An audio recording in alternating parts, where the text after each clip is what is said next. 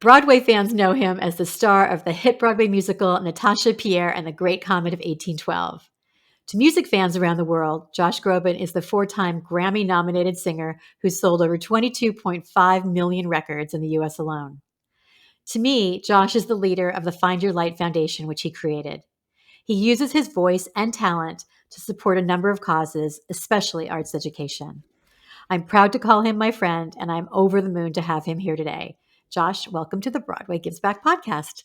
Jen, it's great to talk to you. It's great to be on the podcast. Congratulations on the podcast. First of all, you have such a great speaking voice. I'm thrilled that you are in this landscape because you're awesome. Oh my God, I'm blushing because you're telling me I have a good speaking voice. Thank you. I never thought that I did. You know how you always hate your own voice. Take it from somebody with a great singing voice with a terrible speaking voice. You have an enviable speaking voice. I don't know how your singing voice is, but I'm sure it's also great. I was asked to lip sync in Girls Glee back in 6th grade, so not good. There you go. Oh, that's okay. Anyway, well, thank you. So you recently turned 40, you little baby. Congratulations. Thank you. What did you do to celebrate? Well, I was fully expecting it to be a real depressive, kind of existential crisis-y kind of a day. And, it was lovely. My girlfriend took me to a kind of an animal sanctuary here in LA, just kind of about 45 minutes outside of town. And I got to pet a giraffe and hold a monkey and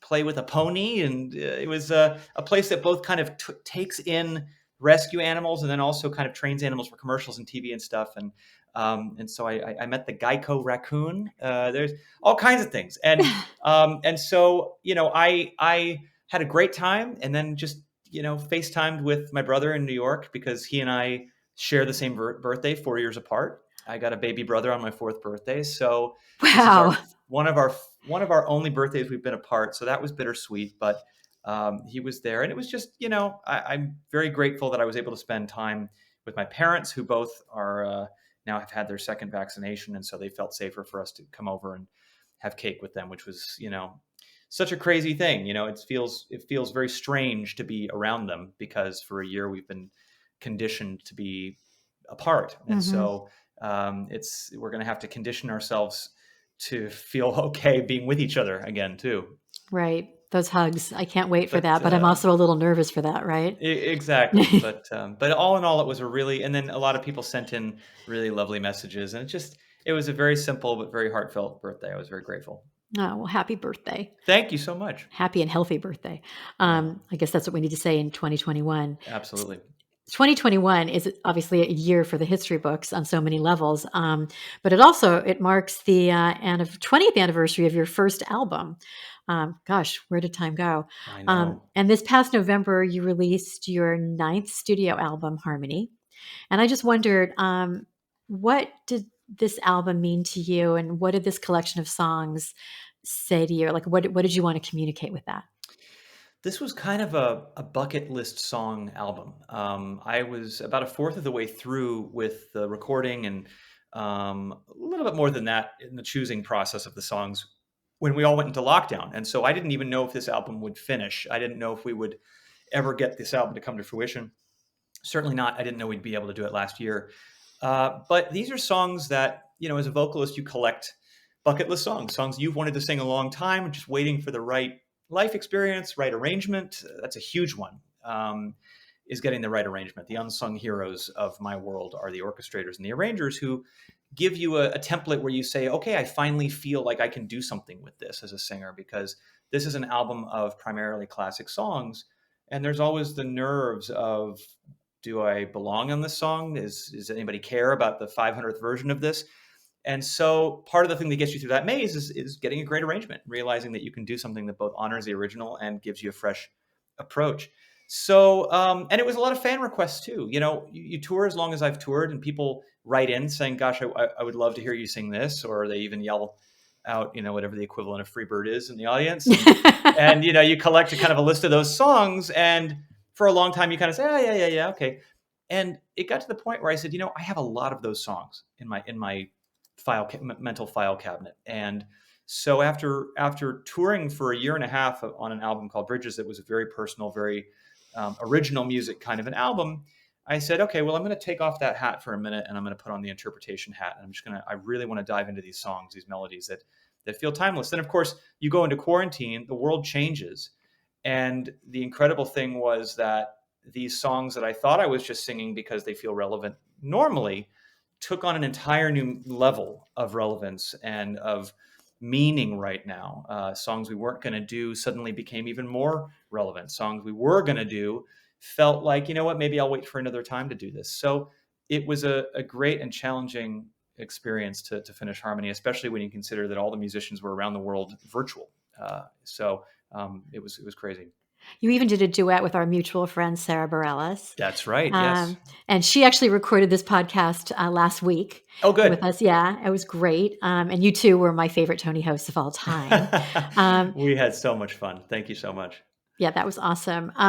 But this year's been hard on artists in general, and but you seem to have embraced this live streaming thing, and I hear you even live stream from your shower. Well, that's kind of how it started. Yeah, fully clothed. I was doing a Billboard Live concert from right where I'm sitting right now. I have kind of a little setup here, and was just doing it in the corner of my bedroom here. And some people were saying, "Oh, I want to hear you sing Anthem," or "I want to hear you sing You Raise Me Up," or whatever it was. And I'm thinking, okay, this isn't an anthemic, reverby corner. I want the real reverb. So as a joke, I brought my iPad into the shower and just said, "All right, I'm going to sing this. It's going to be in the shower. Sing along." And my manager, Diarmid, said, God, that sounded really, really good. So I started doing something on Instagram called shower songs, where each time I was going to sing a song in the shower and, dedicate each time to a charity, and we would raise money and do shower songs for charity.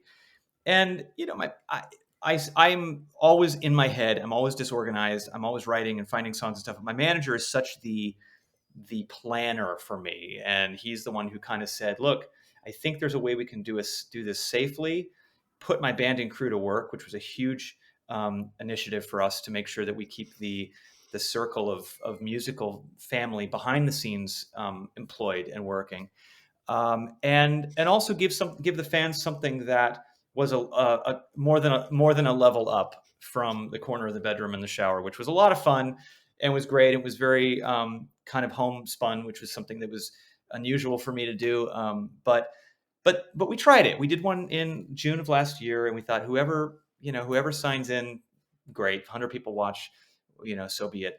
We had 65 countries tuning in, and it really showed us, even though there wasn't any applause, it showed us the delayed reaction of how meaningful it was afterwards. I'd get the tweets, I'd get the Instagrams, I'd get the emails from people saying, we gathered around. It gave us some semblance of normalcy. It gave us some feeling of connection to your music, to live entertainment. And I kind of turned to my manager and said, as I often do with him, you were right. And then we did another, and then we did another, and then we said, let's do a Christmas one, let's do a Valentine's one. And each one we've gotten more and more people, and now we've got 90 countries that are tuning in. And it's not the same as a show. We will, of course, embrace with open arms when we get a chance to be in front of all those people, screaming our heads off, high-fiving. Nothing will replace that, and nothing ever will. But to be able to reach countries I've never been, to be able to reach people at a time when both I and they really need this release, really need to express ourselves. It's so good for our emotional well-being and mental health. It's been a lifesaver. It's been really, really a fun thing to do. And we've also continued to raise a lot of money for charities. So I've been enjoying it. Which is a perfect segue. Thank you. The purpose of this podcast. I read an interview that early in your career, Celine Dion gave you some advice, and she told you, I think it's, be kind to people you never know. And Josh, you are one of the kindest people I know, and you are one of the most giving people that I've ever met. And I just wondered, where does that, is that just who you are? Is that something that was modeled for you from your family, or why are you such a good giving person? Well, very kind of you to say. Takes one to know one, I might add. Thanks. And I was very lucky when I was thrown into the insanity with which there is no playbook or rule book or music business for dummies.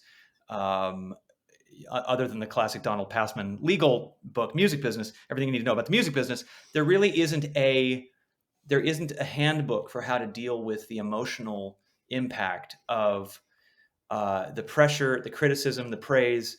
And at a young age, when you're already at a really volatile and sponge like time in your life and feeling very confused about just, this is why yeah, it was hard not to have the experience of college of failing and getting back up. I started when I met Celine in that fateful moment. I was Mm. 16 years old. And so I give a lot of credit to my parents because, and I know I was very, very lucky in that regard, that I had really down to earth parents. I grew up in Los Angeles, but was not a showbiz kid.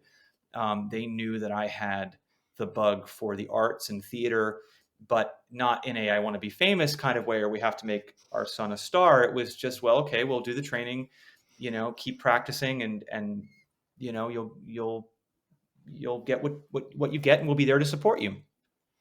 And so anytime things got too heady, or I was up in the clouds too much, or my ego got the best of me, or whatever, I was very lucky that I had such a grounded family to kind of bring me back down to earth. And not only that, when I was feeling way down in the dumps, which this business gives you, I think mostly, I think a lot of Hmm. times people assume that even with all the great success that you're just floating on a cloud the whole time. But many of us that are creative, the dirty little secret is that we're also super sensitive. And so even though there might be 10,000 people screaming their heads off, we are all zoning in on the one guy with, crossing his arms, rolling his eyes that didn't want to be there. So having a great family system to get me through that, those demons too, really helped. And when I see artists that are young that are, finding themselves losing their way, I'm, reading Us Weekly at the airport, and I'm seeing, you know, just behavior that I think to myself, God, that's so unfortunate. That's such a cry for help. You go back and you watch the Britney documentary, and you go back and you see how the media has treated people who were going through full on mental breakdowns.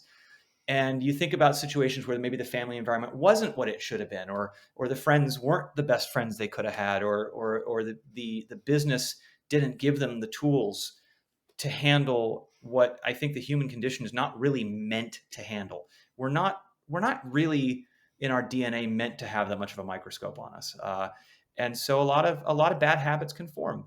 Um, some bad habits formed for me behind the scenes. There were things that I had to talk through a therapist for and get myself in the right headspace and learn self love and learn how to deal with criticism and learn how to be a more relaxed performer and a more open person. There are all kinds of things you battle privately too that you're lucky you've got people around you to help you. But to the point of being nice, I think luckily also I was just in a genre that was a lot of hard work without a lot of hype. If I had been a top 40 pop star, I might have been a jerk. Who's to know? Because everybody around you wants to throw a party for you every 5 seconds. Mhm. I was in a particular part of the music business where people were like, "Who's that guy?" But I was still selling 20 million records. So it was this weird thing of my salvation was keeping my head down and just doing the work. And I look back on that and I was very lucky. Well, you've also been very inspired to always give of yourself too. And, I know that I always feel good about myself when I give to others, right? So maybe that also helped balance some of your demons is that, that inclination that you've always had to also give. 100%. I think altruism and philanthropy are a demon slayer for all of our internal demons. Giving Mm. back, finding causes that are bigger than yourself, going outside of yourself to be of service, I think is one of the tenets to true happiness and true balance in life. It's something that I learned at a young age from both of my parents. My mom being a former arts school teacher, and my dad being in music as well, and philanthropy being a huge part of their life. And then growing up in this business with David Foster, who was, of course, introducing me to charity events. Every time I was singing, it was almost always when he was giving himself to some sort of philanthropy. And so, seeing having that be my first stages, charity stages, really taught me very very early on that should be a huge part of my career and of my life. And I think it played a big role in what you just said of getting out of my head. Well, and you made that a really big part of your life, and you've helped so many other people. So I do want to talk about Find Your Light Foundation. Great. You and I have worked together many times with my day job at the Charity Network, raising money for Find Your Light. And I know that Find Your Light it's about arts education, but it's about support and education and outreach and advocacy. And I just wondered if you could talk a little bit about like what was your impetus to start it and what you're most proud of. Sure. Well, first of all, we're very grateful for your help. So thank you so much for being such a supporter of ours and for everything you've done. We, when I first started having a platform in this business and realized that I could lend my voice um, to causes, it was a kid in a candy store situation. I was so happy to be asked by so many worthy causes to help, and I always wanted to. And so my fans, when I started to get fans, kind of knew from album one that was something I liked to do. Um, Taking on the responsibility of having your own foundation is its own animal. It is It's a huge. lot. It's a huge responsibility. And for a good portion of my career, I felt that my best silver bullet, the best way for me to be lean and mean in the philanthropy world was just to be able to simply lend myself to Mm-hmm. organizations that needed me so I could help them raise as much money as possible. At some point on that fateful night, I was playing the Greek Theater in Los Angeles in, I think, 2004 or 2005. My fans who knew I loved philanthropy came to the front of the stage with a giant jumbo check, and they said, "Josh, it's always a risk when you give the microphone to the front row." But they said, "Josh," they said to all 8,000 people who were there, "We've collected autographs. We've been raising money for years, and we've collected, I think it was something like $65,000."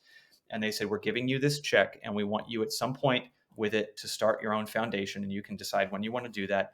And I was just floored. It was so hard to get through the rest of the show just because I was just so emotionally floored by that generosity, and so to know that I have a fan base that would be there with me to be a part of that with me was a huge one. And so it started slow. I made it the Josh Groban Foundation, and we raised money and gave a little bit to a lot of places.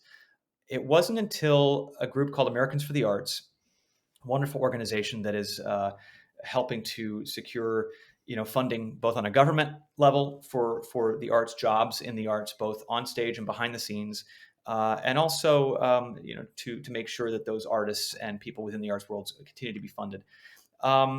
They asked me, along with Linda Ronstadt and Wynton Marsalis, to testify to Congress on Arts Day on the Hill. Now, Arts Day on the Hill is a little bit of it's a little bit of a dog and pony show, because if anybody, as you know, works in government, they have their rubber stamp of what they know they're going to do. And it's nice. You get to take your pictures. But I realized in speaking on the Hill about the arts and what arts education did for me in my life, that was something that I knew so well from my own personal experience, that I made a decision in that moment that even though I would continue to give my time and money to all different organizations, that my organization would be something that A, I knew a lot about because of my personal experience, and B, a little bit would go a long way. That I knew that when it came to instruments, teacher salaries, repainting that art room, get paintbrushes into the hands of kids, making sure that after school programs stay alive, especially in inner cities, we could do a lot with a little. And that was a fun prospect. I also hadn't died, so I didn't want to call it the Josh Groban Foundation, because I didn't, that not to be morbid, but also I didn't want the foundation to be reliant on whether or not I was on the top of the charts or not. I wanted it to be the kind of thing that could live and breathe on its own.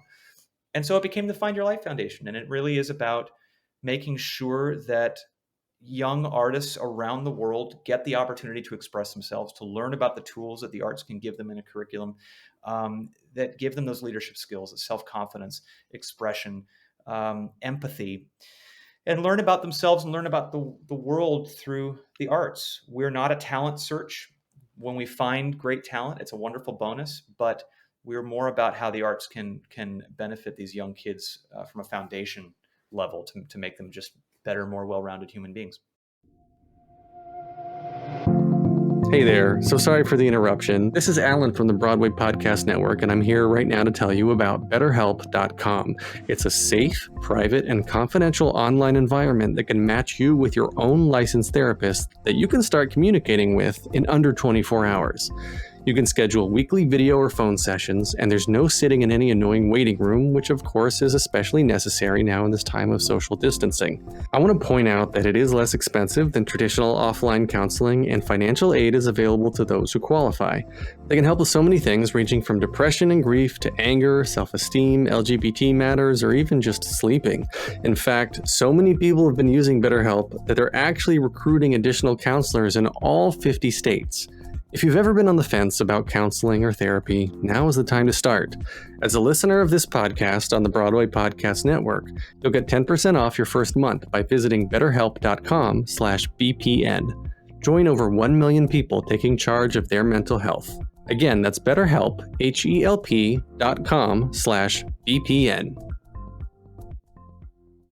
I have just such enormous respect for the foundation, but also for the way you have been so strategic in putting it together. And there's such a solid foundation to the foundation, Yeah. and not everybody does that and has that ability. And because of that, it's such a respected organization that does so much good. And you've got that strong base of strategy, and then you've got these amazing tactics, and you do reach so many people and you help so many kids. Arts is so important. It's so important, and that's part of it has been getting rid of the stigma of arts as like a luxury or an extracurricular, and STEAM versus STEM, right? that's it. Yeah, making sure that A is in there, and Yeah. it's wonderful when the math is on your side, because we're also venturing forth into the arts education world at a time when the data is proving in a non-frou-frou way that the inclusion of the arts in schools helps with graduation rates, helps with increased knowledge in other academic areas, helps with home life, high school graduation sometimes for the first time in their families, college graduations for the first time in their families. It's a protecting our future issue as well as it is a feel good issue, and so it's fun to have that. But thankfully, because of friends like you and other people who get it, I'm a terrible asker. I'm really bad. I'm very shy at picking up the phone and saying, "Hey, will you do something?" It's the worst part of my job, is having to ask favors or asking. I'm very, very shy about that. But then I think every time I pick up the phone that I'm not asking for me. I'm asking for that kid in the south side of Chicago. I'm asking, for that teacher. I'm asking for that for that instrumentalist who doesn't know they have a passion. So it makes it easier for the asks, and luckily I've had a lot of friends that said yes. You also, as you've been saying, you support so many other charities over the years and so many causes. And I just wondered, because you're so strategic with your foundation, are you that same way? Are you strategic when you decide which other charities you're going to support? Are there other ones? Are there other specific causes that are near and dear to your heart, or do you kind of just say yes to friends, or how do you decide? No, it's always the challenge, because there are just endless amazing causes that are all Hmm. doing valiant and important work, and we're all, in that regard, we're all on the same highway trying to get to the same location, which is to enlighten and make a better future for people, whether it's in healthcare, whether it's in arts, whether it's in shelter, food, medicine. We all have a passion to reach a goal of doing better for people. And so when I'm asked to do something, really the only thing that will make it a no, or at least a not right now, is simply if it's a scheduling thing or a bandwidth thing, because you also want to give your all to something and to someone. And so there can be a situation where you really want to dive headfirst into something and be asked to do something, but no, it's at a time when you've been stretched so thin that you wouldn't give that particular organization at that exact moment or that gala everything that you have that you want to give. And so I try to, if it's a no, it's usually a not right now, and at some point I'll get back to it. And I also like to support my fellow arts education organizations, because Hmm. we all help each other. I've been very grateful for the teamwork with groups like Americans for the Arts, Young Arts, Turnaround Arts, which was Michelle Obama's initiative that has done extraordinary work to quite literally turn around some of the um, one of some of the most down and out schools in America that were facing huge problems, behavioral problems, structural problems, I mean, everything. And using the arts and the infusion of the arts to turn around the entire morale of the program and to turn around these kids. I've been honored to be a mentor at Chalmers School of Excellence in the South Side of Chicago, and done that. So we all tag team with each other, and you realize that in philanthropy, unlike in fighting for chart position in the music business, there really isn't a lot of communication, competition. A lot of communication, not a lot of competition. You're all helping each other, and you can't go wrong when you do. Well, that collaborative spirit, I think you're absolutely right. And I think people in the arts organizations who feel like there's competition for the dollars, I feel like that's the wrong way to think about it. I think it is about collaboration. And that kind of leads me to theater, because that is one of the most collaborative, things that you have been part of. And so I have to talk about Natasha and Pierre, of course, the sure. Comet. What did that show mean to you? I know what it meant to me. I loved it. What did it mean to you? I mean, where do I begin? It was, when you're the kid in your bedroom dreaming of doing Broadway one day, most times your greatest dream, you gotta settle. You gotta say to yourself, well, it was almost that, or it wasn't quite what I expected, but still good.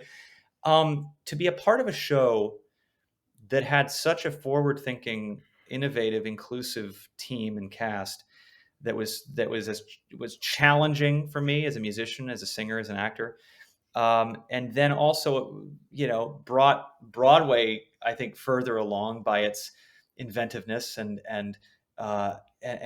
then to feel like the show was recognized in such a wonderful way, and then on top of that, the friendships. The first Find Your Light gala that I did ever was while I was on Broadway. And to look out on, City Winery, it was we had a small kind of gathering, and to see my whole cast there, and to see, the support, because you mentioned the parallels between theater and philanthropy. And quite literally, they were happening at the same time for me while I was in Natasha Pierre. We even auctioned off at the Foundation Gala.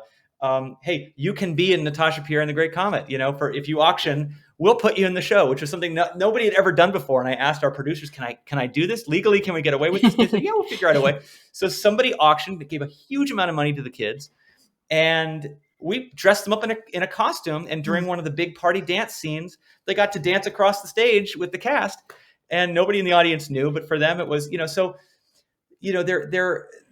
way that we have felt being a cog in a beautiful wheel in the philanthropic world is the same way that I felt that camaraderie in the theater world, that we all have each other's back. We were splitting wall space with Hamilton on one side, Dear Evan Hansen on the other, and we would run into each other every night. And it was this feeling of, how was your show? How was yours? We got to come see it. Let's hang out. Let's get a drink. And, again, and before Sarah and I hosted the Tonys, and I was kind of asking some previous hosts and kind of talking about, the Tonys and do I really want to do this? Well, just, is it, oftentimes, I mean, my answer to Glenn and to everybody else was, of course, yes.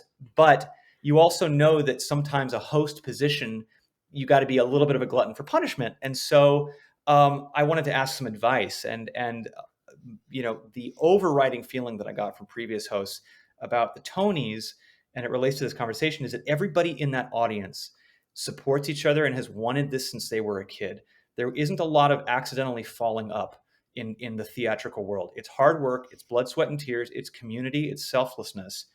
And unlike some of the other award shows where a lot of people got that break, they've got the 50 people around them telling them they're incredible, that everybody's entourages are bumping into each other but not really interacting.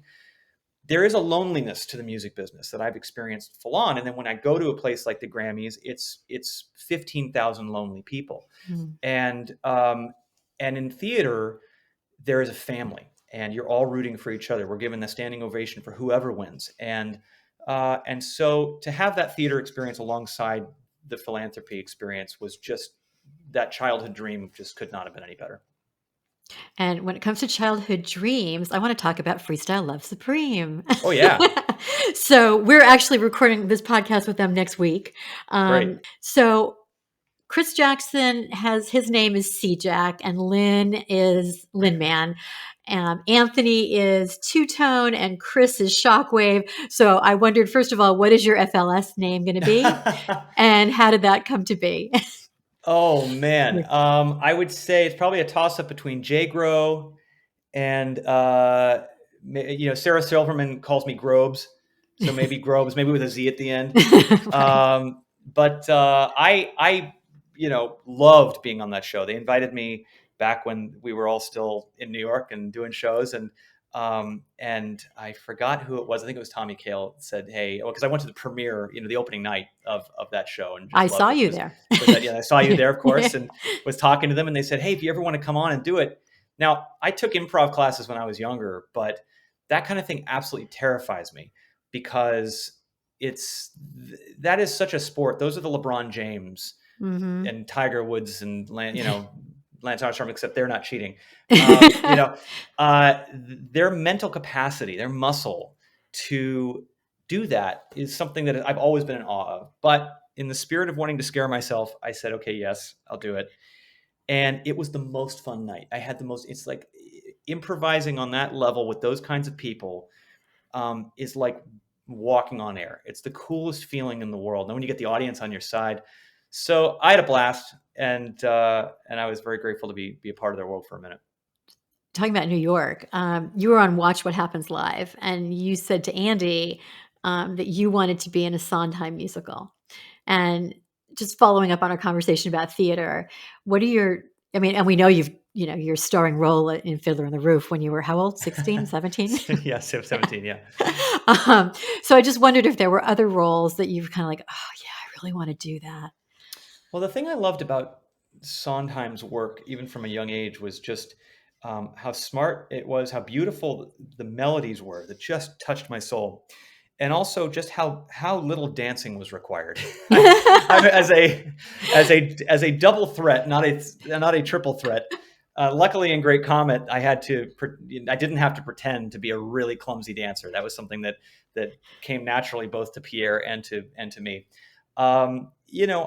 I've loved telling Sondheim stories in his songs. I mean, for those of us that got the bug early on, I grew up listening to to Assassins and Sweeney Todd and Sunday in the Park with George, and these were scores that just resonated and always have. I felt the same way about growing up listening to Phantom of the Opera and Andrew Lloyd Webber and Les Mis, and they were the shows that just kind of captured my imagination at a young age. And so you always think about those full circle moments as you're an adult, and you say to yourself, okay, well, I actually am in a position where I can make a call and see what might be possible. My favorite moment in Great Comet probably was getting a letter at stage door from Sondheim and welcoming me to Broadway, and being able to see him in the audience, because he promised me he wouldn't tell me when he was coming, which is very self-aware of him to know what that does to a cast, Right. And the only reason I wound up actually knowing was because, of course, it's such an immersive show that somebody in the cast, of course, saw him and gave a red alert at intermission, screaming at the top of their lungs. And I'm thinking, thank God I finished. I'm thinking, thank God I finished my hardest song before I knew that. But getting to know him and feeling his support after so many years of just loving his work has been a really cool thing. So, we'll see. I was spoiled by Great Comet to bring a new piece to Broadway, something, at least new to Broadway, was a great opportunity and responsibility. That was something I'd love to do again. I'd love to be able to lend my name to something that is a little bit off the beaten path and deserves a second look and deserves to have some attention. But at the same time, if I were to do a revival, I think something Sondheim would be a blast for me. No jukebox musicals for you, right? Andy pushed me into answering what I don't like, and right. And as a theater lover en masse and former Tony host, I have to say that I have an appreciation for jukebox musicals, especially the extraordinary performers that are in them, because those are sometimes the hardest shows to perform. I know Andy was pooping on Rock of Ages, but I know people who were in that show, and they were giving some of the most challenging performances of anybody on Broadway night after night. And those songs are, of course, they're awesome. They're fun. They're entertaining. Those are fun shows. And it's just not the kind of show that I would go back to Broadway doing. So I've asked a lot of my guests the same question lately, and I think it's a really important question right now. And I'd love to hear what you think. If you could wave a magic wand, what changes would you want to see on Broadway when it reopens? Well, that's a big question, and something that I know we all are dwelling on and thinking about as we've had this time away to reflect and to just miss it more than we ever could have possibly imagined. We thought we had a ceiling for how much we loved it, how much we appreciated it, but I think there's a whole new level of gratitude, not only for those of us that just miss being up there, but I think a huge amount of national and global gratitude for what theater gives us in our community, what it actually does beyond just spending 2 hours and taking a cab back to your hotel and humming the tunes. What an infusion into how important it is into our humanity, into our cultural landscape. We are better people because we have the arts, because we have the impact of theater and all the incredible people who work in it. So I hope that when it comes back and when there is a renaissance of creativity and love and support, that there is just a celebration and a continued, with no amnesia, appreciation for the men and women that provide that for us and give New York and beyond this incredible cultural gift. I also hope that the continuing important discussion about inclusivity and equality in the behind the scenes, in casting decisions, continues to be at the forefront of how we change the mentality and the power dynamics on Broadway. I think it's a conversation that's been raised by a number of different people. I was very proud to be in a show that was among the most diverse ever. And I think that needs to continue.